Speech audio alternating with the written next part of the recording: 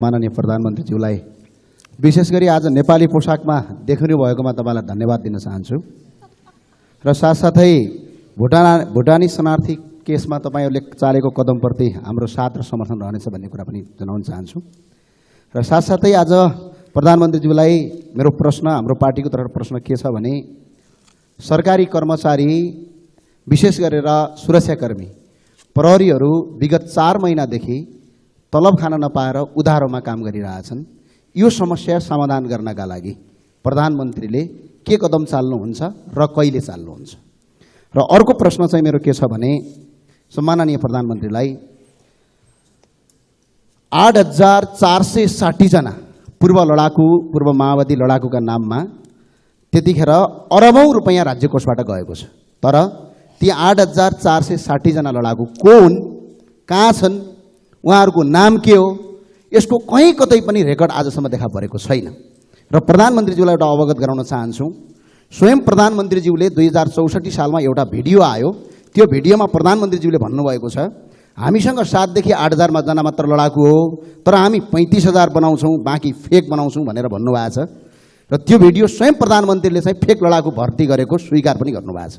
र साथसाथै म अहिले प्रधानमन्त्रीज्यूलाई अर्को के भन्न चाहन्छु भने त्यो 8460 जना लडाकुको नाममा विगत करिब 5 वर्षसम्म राज्य कोषबाट अरबौं रुपैयाँ तपाईको राज्य कोषबाट गएर व्यापक भ्रष्टाचार भयो भन्ने छ आरोप। तपाईलाई नै छ त्यो आरोप। तपाईलाई चाहिँ एउटा यसको यो आरोपलाई अन्त्य गर्नका लागि तपाईकै संसदको विशेष समिति गठन गरेर यसको छानबिन गर्न तपाई तयार हुनुहुन्छ? हस्, धन्यवाद। सम्माननीय प्रधानमन्त्री श्री पुष्पकमल दाहाल प्रचण्डलाई उक्त प्रश्नको जवाफ दिन म अनुमति दिन्छु। सभामुख महोदय, म फेरि पनि मान्य सदस्यलाई धन्यवाद भन्न चाहन्छु। तपाईले प्रसङ्गवश विगतका कुरालाई पनि प्रश्न पार्ने अवसर प्रदान गर्नुभएकोमा। अब पहिलो कुरा, पूर्व माओवादी लडाकुलाई राज्य कोषबाट वितरण गरिएको रकममा व्यापक भ्रष्टाचार भयो भन्ने कुरा, यो आरोपको निम्ति आरोप मात्रै हो भन्ने कुरा म बडो जोड दिएर भन्न चाहन्छु। किनकि त्यति बेला शान्ति सम्झौता भएर क्यान्टोनमेन्टमा पूर्व जनमुक्ति सेनालाई राख्ने निर्णय भइसकेपछि क्यान्टोनमेन्टको भौतिक पूर्वाधार र योद्धाहरूको रासन पानीको निम्ति भनेर राज्यबाट दिएको रकम र त्यसको अडिट, त्यसको हिसाब किताब, त्यहाँ को थिए, कोले लिए भन्ने सबै रेकर्ड रहेको कुरा म मान्य सदस्यलाई जानकारी गराउन चाहन्छु। र त्यति बेला गिरिजा प्रसाद कोइराला प्रधानमन्त्री हुनुहुन्थ्यो अनि डाक्टर प्रकाश शरण महत अर्थमन्त्री हुनुहुन्थ्यो। उहाँहरू समेतको रामशरण महत, प्रकाश शरण होइन, प्रकाश शरण त अहिले हुनुहुन्छ, रामशरण महतो अर्थमन्त्री हुनुहुन्थ्यो। उहाँहरू समेतले रुजु गरिसकेपछि त्यो पटाक्षेप भइसकेको कुरा हो। यसलाई अहिले राजनीतिक आग्रह र पूर्वाग्रहका साथ उठाउने गरिएको देख्दा म आफै आश्चर्यमा पर्ने गरेको छु। इतिहासको एउटा त्यस्तो परिघटना जसले देशलाई शान्तिको नयाँ युगतिर ल्याउन मद्दत गर्यो, इतिहासको त्यो संवेदनशील घडी जति बेला विभिन्न क्यान्टोनमेन्टमा हजारौं लडाकुहरू राखेर देशलाई, शान्तिलाई, लोकतन्त्र र परिवर्तनलाई संस्थागत गर्न मद्दत गर्यो र त्यो रकम जो राज्यबाट दिइयो र त्यसको अडिट भएर टुङ्गो लागिसकेको विषय पटक पटक राजनीतिक आग्रहको रूपमा ल्याइएको छ भन्ने मेरो बुझाइ छ। यो पहिलो पाटो म प्रश्न गर्न चाहन्छु।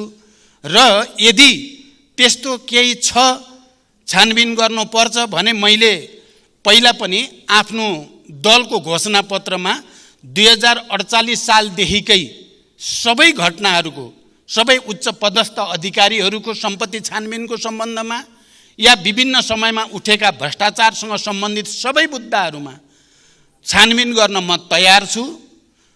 हामी सबै राजनैतिक तहमा एउटा सङ्कल्पको साथ सहमति गरेर जाँदा सबै चिज छानबिन गर्न सकिन्छ। देशमा सुशासनको, भ्रष्टाचारबाट उन्मुक्तिको एउटा नयाँ युग सुरु गर्न सकिन्छ। म फेरि पनि मान्य सदस्यको यो प्रश्नको उत्तर दिँदै के भन्न चाहन्छु भने क्यान्टोनमेन्टको कुरा कपोल कल्पित र पूर्वाग्रही छ भन्ने मेरो दृढ विश्वास छ। फेरि पनि कसैले दिएको उजुरीकै आधारमा छानबिन गरेर दोषी ठहरिए म आफै जेल जान तयार रहेको कुरा पनि म यहाँहरूलाई जानकारी गराउन चाहन्छु। धन्यवाद।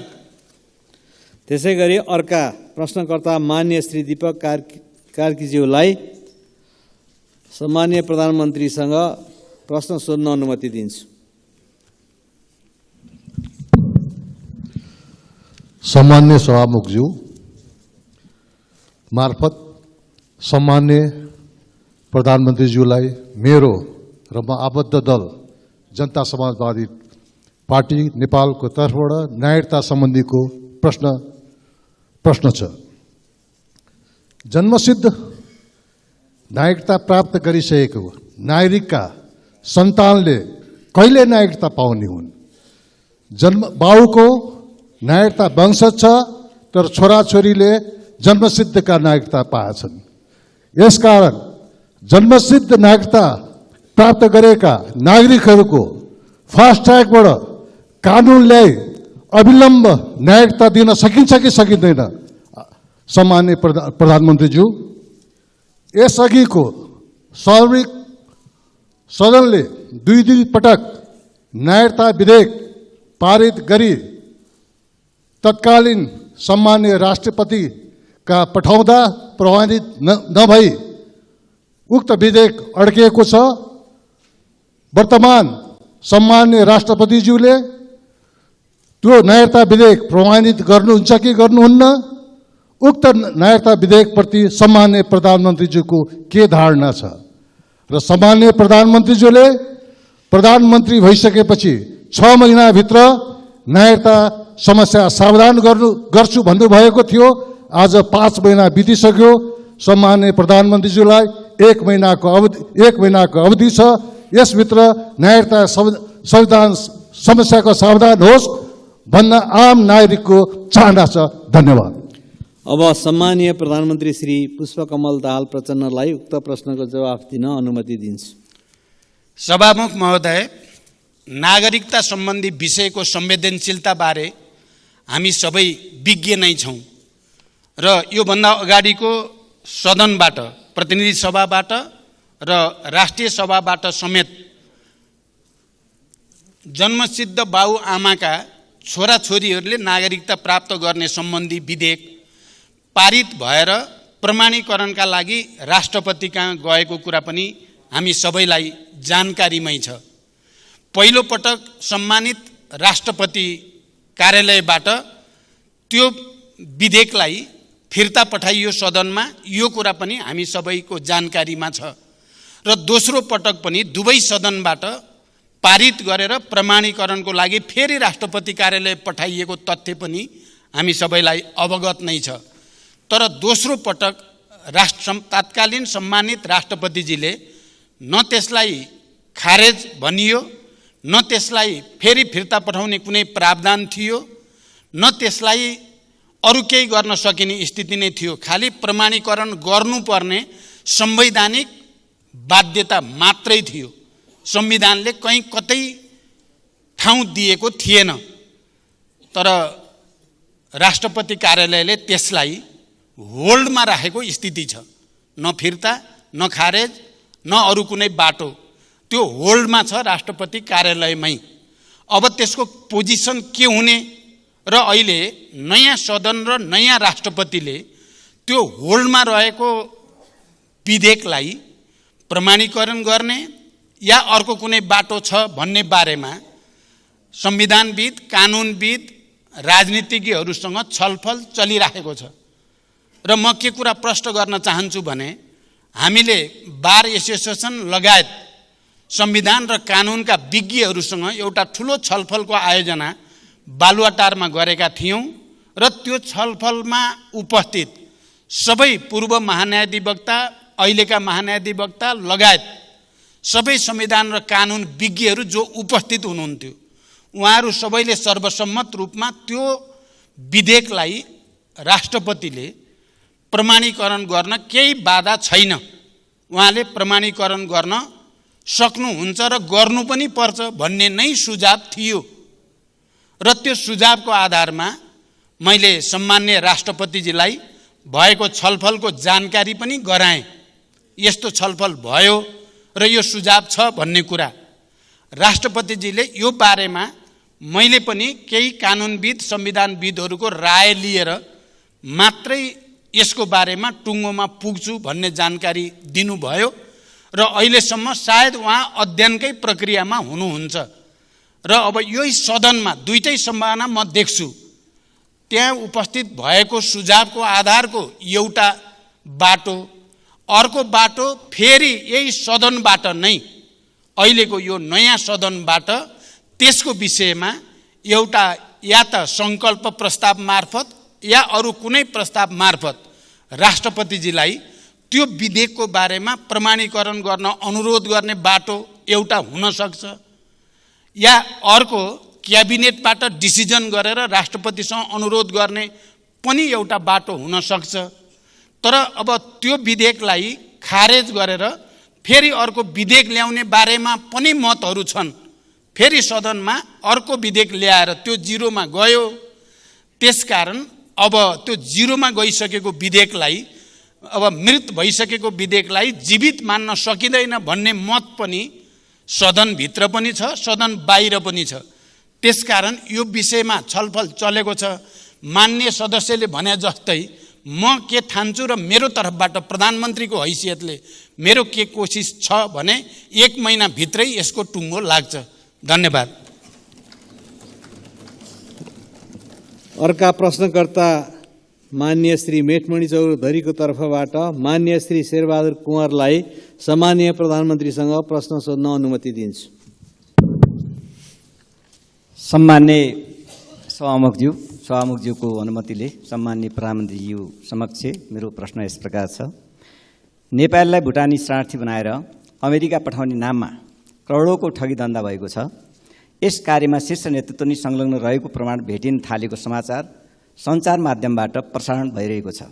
अझ आरोपित भई थुनामा रहेका व्यक्तिहरूले VVIPका निर्देशनमा भए गरिएका बयानहरू दिइरहेका छन्। खासमा यो के कुरा हो? मानौँ अहिलेका VVIPहरूका संलग्न भएको प्रमाणहरू जुट्यो भने के गर्नुहुन्छ? उहाँहरूलाई कारबाहीको दायरामा ल्याउनुहुन्छ कि हुँदैन? पहिलो प्रश्न। दोस्रो प्रश्न, यसै गरी मुलुक अहिले आर्थिक रूपमा सङ्कटग्रस्त छ। बजारमा पैसा अभावको कारण अर्थतन्त्र चलायमान हुन सकेको छैन। जनताहरूलाई छाक जुटाउन मुस्किल परिरहेको छ। यो अवस्था कहिलेसम्म रहने? समाधानको लागि प्रधानमन्त्रीज्यूसँग योजना के छ? धन्यवाद। सम्माननीय प्रधानमन्त्रीलाई उक्त प्रश्नको जवाफ दिन अनुमति दिन्छु। सभामुख महोदय, यो विषय अहिलेको सबभन्दा बढी चर्चामा रहेको र एउटा संवेदनशील विषय हो।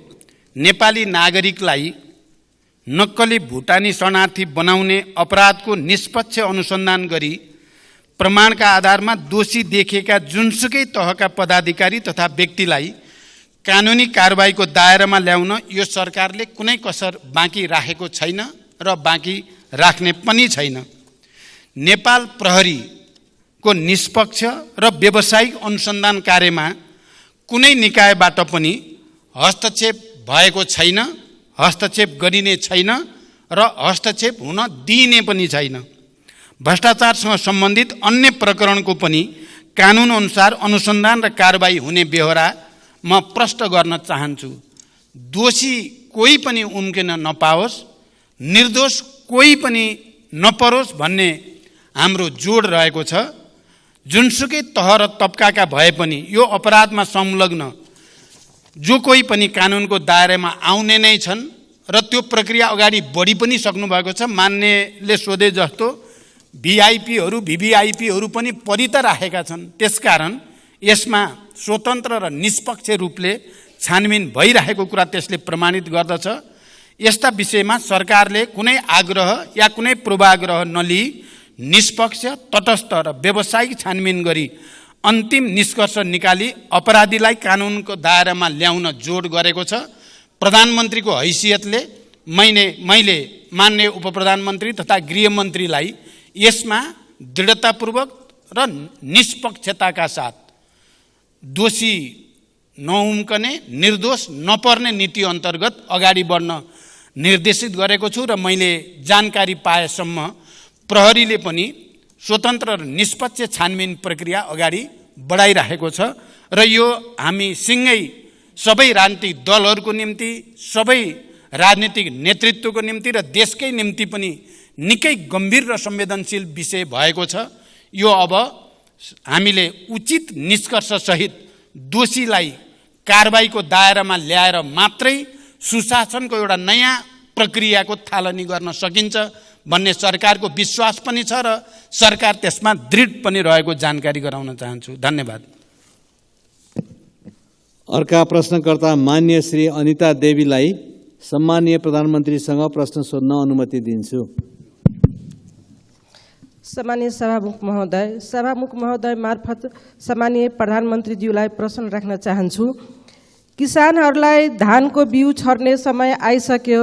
हामी आफ्नो जिल्ला क्षेत्रमा जाँदा किसानहरूको एउटै माग हुन्छ, यसपालि पनि मल र बिउ समयमा पाउँछ कि पाउँदैनन्। किसानहरूको माग पूरा गराउन जनमत पार्टीले लामो समयसम्म किसान आन्दोलन पनि गर्यो। जनमत पार्टीका नेता कार्यकर्ताहरूले गोली समेत खाए, जेलसम्म गए। अझै अनेकौं झुठा मुद्दाहरू किसान आन्दोलनकारीहरूमाथि लगाइएकै छ। त्यो फिर्ता लिने पहल पनि सरकारले गरेन। के यो सरकारले पनि किसानहरूलाई बेवास्ता गर्ने र किसान आन्दोलनकारीहरूलाई दमन गर्ने नीति नै लिएको हो त? धन्यवाद। सम्मानीय प्रधानमन्त्रीज्यूलाई उक्त प्रश्नको जवाफ दिन अनुमति दिन्छु। सभामुख महोदय, मान्यहरूलाई जानकारी भएकै विषय हो कि हाम्रो कृषिको उत्पादन र उत्पादकत्व मौसमी प्रणालीमा आधारित रहँदै आएको छ। किसानहरूलाई समयमा नै मल र बिउ उपलब्ध गराउन रासायनिक मल उत्पादन गर्ने कारखाना नेपालमा नै स्थापना गर्ने सम्बन्धमा गम्भीर ढङ्गले अध्ययन भइरहेको जानकारी गराउन चाहन्छु। सर्वसुलभ तरिकाले रासायनिक मल उपलब्ध गराउन रासायनिक मलमा अनुदान दिनुको साथै भारत सरकारसँग मल खरिदको सम्झौता भइसकेको जानकारी पनि म यो सम्मानित सदनलाई गराउन चाहन्छु। यस वर्ष समयमै मल बिउ उपलब्ध गराउन मैले बेलैमा कृषि मन्त्रालय लगायत सम्बन्धित निकायलाई निर्देशन दिइसकेको छु र कृषि मन्त्रालयबाट यस सम्बन्धी कार्य अगाडि बढी पनि सकेको छ। यस वर्षको नीति कार्यक्रम र बजेटमा कृषिलाई र किसानहरूको हितलाई अनि उत्पादन र रोजगारी सृष्टिको कुरालाई उच्च प्राथमिकता दिइने कुरा पनि म जानकारी गराउन चाहन्छु। धन्यवाद। अर्का प्रश्नकर्ता मान्य श्री सर्वेन्द्रनाथ शुक्लालाई सम्मानीय प्रधानमन्त्रीसँग प्रश्न सोध्न अनुमति दिन्छु। सम्मानीय सभामुख महोदय, सभामुख मार्फत मेरो सम्मानीय प्रधानमन्त्रीज्यूलाई प्रश्न छ कि भ्रष्टाचार निवारण सम्बन्धी ऐन कानुन, सुशासन अनुरूप राज्यको आचरण र सम्बन्धित निकायहरूबीच तालमेलको अभावले गर्दा भ्रष्टाचार विरुद्धका काम कारबाही यथेष्ट रूपमा अगाडि बढ्न सकेको छैन। यो समन्वय कहिलेसम्म गर्ने र कसरी हुने, यसबारे सरकारको योजना केही छ भने जानकारी पाऊँ। धन्यवाद। सम्मानीय प्रधानमन्त्रीलाई उक्त प्रश्नको जवाफ दिन अनुमति दिन्छु। सभामुख महोदय, भ्रष्टाचारलाई कुनै किसिमबाट पनि छुट दिनु हुँदैन र भ्रष्टाचार विरुद्ध शून्य सहनशीलताको नीतिको प्रभावकारी कार्यान्वयन गरी सबै प्रकारका अनियमितता, विकृति र विसङ्गतिलाई अन्त्य गर्ने दृढ इच्छा शक्तिको साथ सरकार अगाडि बढिरहेको जानकारी म गराउन चाहन्छु। अहिले यहाँ कतिपय सन्दर्भमा के भन्ने र प्रचार गर्ने पनि गरिएको छ भने यो नक्कली भुटानी शरणार्थीको इस्युलाई मात्रै सरकारले ध्यान दिएको छ कि भन्ने किसिमले प्रचार गरिएको छ। म मान्य सदस्यको प्रश्नको उत्तर दिँदै यो सम्मानित सदनलाई के जानकारी गराउन चाहन्छु भने अहिलेको सरकारले यो नक्कली भुटानी शरणार्थीको इस्यु मात्रै होइन, अन्य तमाम विगतका ठुल्ठुला घटना जो विवादमा रहे ती सबैको छानबिन गर्ने कुरा, सम्पत्ति शुद्धिकरणसँग सम्बन्धित ठुल्ठुला केसहरूलाई छानबिन गर्ने र दोषीलाई कारबाही गर्ने कुरा, अनि राजस्वमा भएका ठुल्ठुला चलखेलहरूलाई छानबिन गर्ने कुरा, अनि अरू पुँजी बजारसँग सम्बन्धित ठुल्ठुला सेटिङहरूलाई भत्काउने कुरा सरकारले सुरु गरिसकेको जानकारी म गराउन चाहन्छु। त्यसकारण यी भ्रष्टाचारसँग सम्बन्धित विषयका निम्ति आवश्यक परे ऐनहरूमा संशोधन गर्ने, आवश्यक ऐनहरू निर्माण गर्ने कुरालाई पनि अगाडि बढाउन जरुरी छ। यथार्थमा आज देश जसरी आर्थिक, राजनैतिक, सांस्कृतिक रूपले पनि गम्भीर अप्ठ्यारो स्थितिबाट गुज्रिनु परेको छ, त्यसको एउटा र भन्न सकिन्छ मुख्य कारण संस्थागत भ्रष्टाचार नै हो। चौतर्फी भ्रष्टाचार र विकृतिले गर्दा देश निकै अप्ठ्यारो ठाउँतिर जान थालेको हुनाले म यो सम्मानित सदनसँग र यसका सबै राजनीतिक नेतृत्वसँग अपिल गर्न चाहन्छु, हामीलाई अहिले एउटा अवसर छ आफूलाई सच्याउने राजनीतिक दलहरू, यो सम्मानित सदनलाई पनि एउटा ठुलो ऐतिहासिक अवसर छ। भ्रष्टाचार र विकृतिका विरुद्ध, विसङ्गतिका विरुद्ध एउटा नयाँ अभियानको थालनी गरेर देशलाई एउटा साँच्चै लोकतन्त्र र गणतन्त्र, जनताको लागि, देशको लागि, विकासको लागि, समृद्धिको लागि, सुशासनको लागि सबैभन्दा राम्रो व्यवस्था हो भन्ने प्रमाणित गर्ने एउटा अवसर हामीलाई प्राप्त छ। यो अवसर हामी कसैले गुम्न नदिउँ भनेर म अपिल गर्न चाहन्छु। धन्यवाद। अर्का प्रश्नकर्ता माननीय सदस्य श्री गङ्गाराम चौधरीलाई सम्मानीय प्रधानमन्त्रीसँग प्रश्न सोध्न अनुमति दिन्छु। सम्माननीय सभामुख महोदय मार्फत सम्माननीय प्रधानमन्त्रीलाई मेरो प्रश्न। पहिलो प्रश्न, 2072 सालको टिकापुर घटनालाई लक्षित बनाएर गरेको सर्वोच्च अदालतको फैसलालाई भूमिपुत्रहरू र नागरिक मुक्ति पार्टीले सम्मान गर्दछ। साथै सम्मानित सर्वोच्च अदालतको फैसलालाई सबैले सम्मान गर्नुपर्नेछ र गर्नु पनि पर्दछ। तर सम्माननीय सभामुख महोदय, पहिचान सहितको आफ्नो हक अधिकार माग्दा गरिएको आन्दोलनमा सम्मानित सर्वोच्च अदालतबाट गरिएको फैसला न्यायपूर्ण भयो र थारूहरूले 2072 सालमा आफ्नो हक अधिकार पहिचान माग्दा घुसपैठ गरी घटाइएको पूर्व योजना सहितको टिकापुर घटना किन राजनीतिक घटना भएन? म प्रश्न गर्न चाहन्छु। सम्माननीय सभामुख महोदय, यसको जवाब सभामुख मार्फत मैले माननीय गृहमन्त्री र सम्माननीय प्रधानमन्त्रीज्यूबाट पाउनै पर्छ। दोस्रो प्रश्न, सभामुख महोदय, माननीय रेशम चौधरी लगायत टिकापुर राजबन्दीहरू अन्यायमा परेका छन्। टिकापुर घटनापछि गृषलाल चन्दको संयोजक तत्त्वमा लाल आयोग प्रतिवेदन तयार गरिएको थियो, तर हालसम्म त्यो लाल आयोग प्रतिवेदन कहाँ छ, कोसँग छ, त्यसको जिम्मेवारी कसले लिएको छ? त्यो प्रतिवेदन सरकार किन लुकाइएर राखेको छ?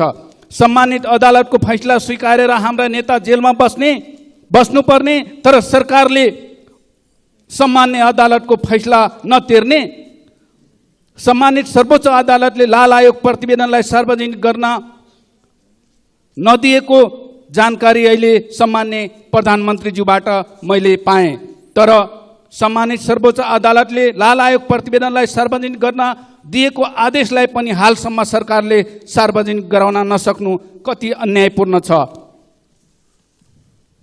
सभामुख महोदय, त्यो लाल आयोग प्रतिवेदन सार्वजनिक गर्न आखिर सरकारलाई बाधा अर्चन हुने समस्या के छ, कहाँ छ?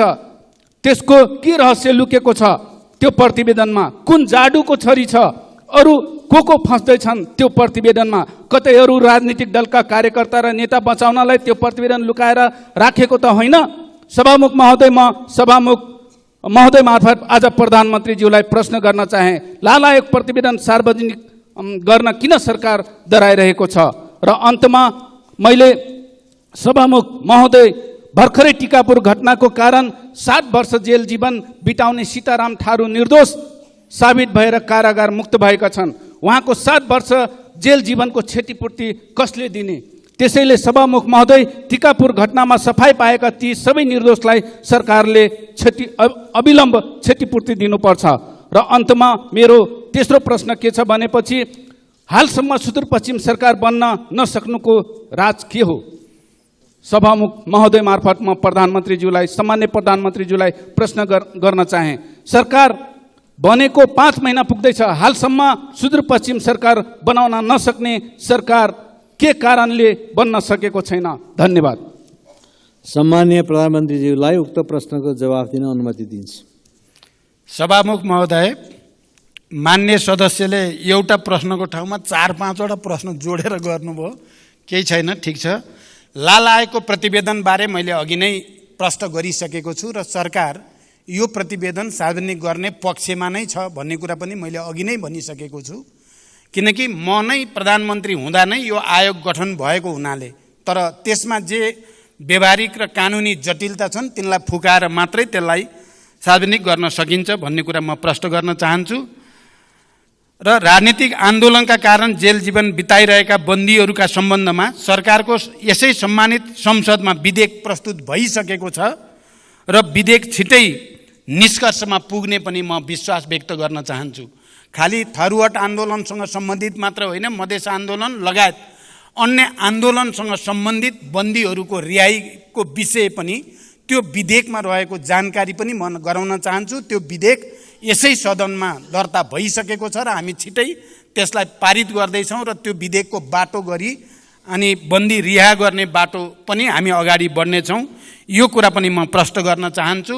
तपाईले रेशमलाल चौधरीको बारेमा जसरी प्रश्नसँग प्रश्न राख्नु भएको छ, म के विश्वास दिलाउन चाहन्छु भने रेशम चौधरीको विषयमा हामीले यस अगाडि पनि अध्यादेश ल्याएर भए नि उहाँलाई छुटाउने प्रयास हामीले गरेकै हो। अदालतबाट जे फैसला भए पनि छिटो फैसला होस् भन्नको निम्ति हामीले सबैतिर कुनै न कुनै रूपमा आवाज उठाएकै हो र अहिले टुङ्गिएको छ। अब यो विषयलाई कसरी समाधान गर्ने विषयमा हामी निकै गम्भीर छौँ र मलाई विश्वास छ यसको छिटै एउटा टुङ्गोमा हामी पुग्नेछौँ। धन्यवाद। अर्का प्रश्नकर्ता माननीय सदस्य श्री प्रेम सुवाललाई सम्माननीय प्रधानमन्त्रीजीसँग प्रश्न सोध्न अनुमति दिन्छु। सभामुख महोदय, सभामुखज्यू मार्फत प्रधानमन्त्रीजीलाई जिज्ञासा राख्न चाहन्छु। प्रधानमन्त्रीजीले नेपाललाई स्विजरल्यान्ड र सिङ्गापुर जस्तै बनाउने भन्नुहुन्थ्यो। ती दुवै देश कस्ता थिए? अहिले नेपाललाई नेपाली नागरिकलाई नक्कली भुटानी शरणार्थी बनाउने देश किन बनाउनु भयो? नक्कली भुटानी शरणार्थी बनाउने नाउँमा राज्य विरुद्धको कसुर, मानव बेचबिखन तथा वसार प्रसार, सङ्गठित अपराध, सरकारी कागजात छाप तथा दस्तखत कृत्य, सार्वजनिक सम्पत्ति दुरुपयोग, सरकारी गाडीमा भ्रष्टाचारको करोडौँ रुपियाँ वसार प्रसार, ठगी लगायत काण्ड मचाएका आरोपीहरूलाई के कस्तो कारबाही हुने हो त्यो यहाँले केही अनुमान गर्नुभएको छ? यसमा प्रधानमन्त्री हुनुभएकाहरू सबै जिम्मेवार हुनु पर्दैन र? यति बेलै 3 दलबीच सहमति पनि भयो समिति भागभण्डा लगायतमा। यो नक्कली भुटानी शरणार्थी काण्डका आरोपीहरूलाई उन्मुक्ति दिने तयारी त होइन? महान्यायाधिवक्ताको कार्यालयले तत्कालीन सरकारी ललिता निवासको सरकारी जग्गा व्यक्तिको नाममा दर्ता गर्ने मुद्दालाई दर्तै गर्न लगाएन। के यो नक्कली भुटानी शरणार्थीको मुद्दा पनि महान्यायाधिवक्ताको कार्यालयले फलाना फलानालाई छोडिदिनु, फलाना फलानालाई मुद्दा दिनु भनेर आदेश दिने हो कि अथवा मुद्दै नलाग्ने हो कि? र महान्यायाधिवक्ताको कार्यालयलाई प्रधानमन्त्रीद्वारा त्यस्तो आदेश जाने हो कि? र साथसाथै खोप विश्वविद्यालय विधेयक पारित नभई ज्ञानमा आधारित अर्थतन्त्र निर्माण कसरी हुन्छ? धन्यवाद। सम्माननीय प्रधानमन्त्रीलाई उक्त प्रश्नको जवाफ दिन अनुमति दिन्छु। सभामुख महोदय, नेपाली नागरिकलाई नक्कली भुटानी शरणार्थी बनाउने सङ्गठित अपराधका सम्बन्धमा मैले यसअघि नै धेरै प्रश्न पारिसकेको छु। सरकार पुरै दृढ छ, कसैप्रति पनि कुनै आग्रह र पूर्वाग्रह राखिने छैन, कुनै पनि अपराधीलाई छुट दिइने छैन।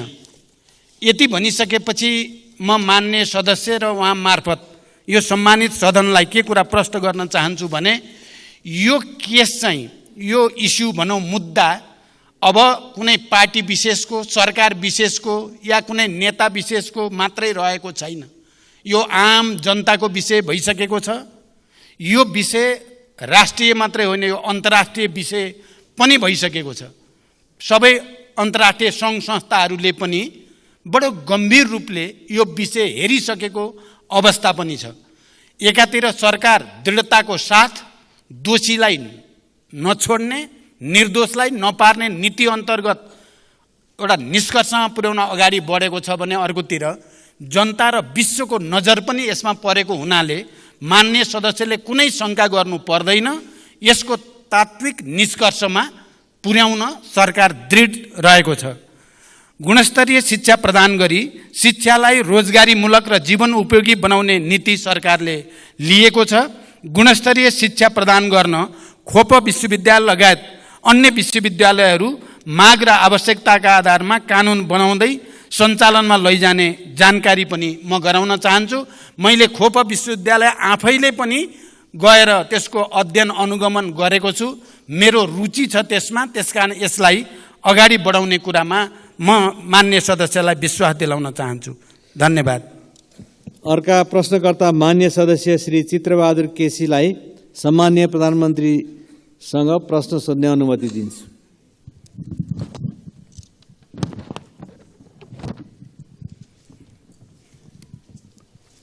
सम्माननीय सभामुखज्यू मार्फत सम्माननीय प्रधानमन्त्रीलाई प्रश्न गर्न चाहन्छु। नेपालमा नयाँ प्रधानमन्त्री हुँदा विदेश भ्रमणमा जाँदा पहिलो भ्रमण भारतबाटै गर्नुपर्ने नेपालीको बाध्यता के होला?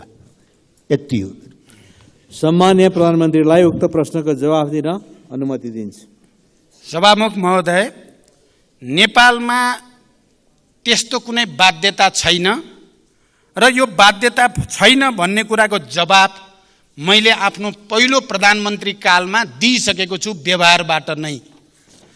तर भारतसँगको हाम्रो सिमाना, खुला सिमाना, हाम्रो आर्थिक, व्यापारिक, राजनीतिक, सांस्कृतिक सम्बन्धको विशिष्टताको कारणले त्यो प्रचलन रहेको भए पनि त्यस्तो कुनै राजनीतिक बाध्यता भने हामीलाई छैन र त्यो कुरा हामीले प्रमाणित पनि गरिसकेका छौँ।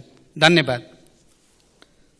त्यस्तै अर्का प्रश्नकर्ता मान्य सदस्य श्री प्रभु शाहलाई सम्माननीय प्रधानमन्त्रीसँग प्रश्न सोध्ने अनुमति दिन्छु। सम्माननीय सभामुखज्यू मार्फत सम्माननीय प्रधानमन्त्रीजीलाई प्रश्न गर्न चाहन्छु। अहिलेसम्म नेपाली नागरिकता त्यागेर विदेशी नागरिकता लिनेहरूको सङ्ख्या कति हो? उनीहरू किन नेपाल त्यागे? नेपाल छोडेपछि उनीहरूको सम्पत्तिको अवस्था के छ? विदेश लग्यो भने के कति सम्पत्ति लग्यो? यसलाई रोक्न सरकारले अहिलेसम्म के कस्तो कदम चालेको छ? विदेशमा नेपालीहरूले लुकाएर राखेको ब्ल्याक मनी कति हो र त्यसको छानबिन र फिर्ता ल्याउन सरकारले के गरिरहेको छ? आज नेपालमा किन नेपालीहरू भविष्य देख्न छोड्यो? त्यससँगै अर्को प्रश्न, गौर हत्याकाण्डको छानबिन के भइरहेको छ? अपराधीलाई कानुनको दायरामा ल्याउँछ कि ल्याउँदैन? पीडितहरूले न्याय पाउँछ कि पाउँदैन? धन्यवाद। सम्माननीय प्रधानमन्त्रीलाई उक्त प्रश्नको जवाफ दिन अनुमति दिन्छु। सभामुख महोदय, नेपाली नागरिकता त्यागी विदेशमा बसोबास गर्दै आएका नागरिकको गृह मन्त्रालयबाट तथ्याङ्क सङ्कलनको कार्य भइरहेको जानकारी म गराउन चाहन्छु। नेपाली नागरिकले नेपालमा रहेको सम्पत्ति बेचबिखन गरी विदेशमा लैजान नपाउने कानुनी व्यवस्था रहेको कुरा हामी सबैलाई थाहा नै छ। विद्यार्थी र पर्यटक भिसामा जाने व्यक्तिहरूले लगेको विदेशी मुद्राको तथ्याङ्क नेपाल राष्ट्र ब्याङ्कले समय समयमा प्रकाशन गरेकै छ। जहाँसम्म गौर हत्याकाण्डको कुरा मान्य सदस्यले उठाउनु भयो, म चाहिँ के पक्षमा छु भने विगतका ती सबै विभत्स र भयानक हत्याकाण्डहरूको नयाँ चेहराबाट छानबिन हुनुपर्दछ। चाहे त्यो गौरको केस होस्, चाहे त्यो भयानक दरबार हत्याकाण्ड, नेपालको इतिहासकै सबभन्दा विभत्स हत्याकाण्डको पनि नयाँ चेहराबाट छानबिन हुनुपर्दछ। अहिले जे जसरी फेरि ती कुरालाई बिर्साउने कोसिस भइराखेको छ, त्यसलाई हामीले गम्भीर रूपमा लिनुपर्दछ भन्ने म ठान्छु। मदन आश्रितको बारेमा पनि नयाँ चेहराबाट छानबिन हुनुपर्दछ भन्ने म ठान्दछु। तर यसको निम्ति हामी सबैले गम्भीर रूपले विचार विमर्श गरेर उपयुक्त बाटो पहिल्याउनु पर्छ भन्ने मेरो विश्वास छ। धन्यवाद।